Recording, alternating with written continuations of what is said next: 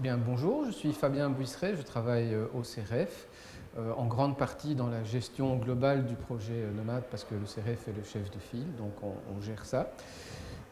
Aujourd'hui, plus spécifiquement, j'ai fait une présentation sur la téléréadaptation, c'est-à-dire l'ensemble des techniques qui permettent une prise en charge en ligne, disons à distance, des troubles musculo-squelettiques.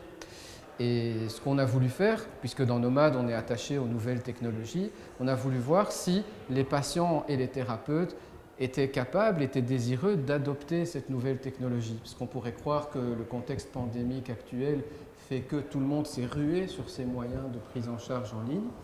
Eh bien, pour le dire très simplement, le questionnaire qu'on a mis en place, qui a été diffusé chez des patients et des thérapeutes en Belgique et en France, montre que pas du tout. En fait, c'est une technologie qui a été peu adoptée, même durant les stades les plus durs du confinement.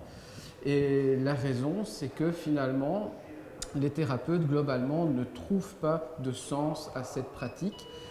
Ils ne pensent pas que ça soit un outil efficace parce que vraisemblablement, il va très à l'encontre de leurs convictions, de ce qu'ils pensent être un bon traitement.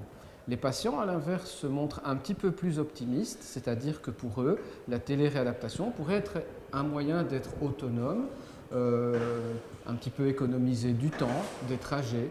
Et donc, en guise de message, on pourrait se rappeler que la littérature scientifique montre l'efficacité de la téléréadaptation dans certains cas pour certains troubles musculo-squelettiques.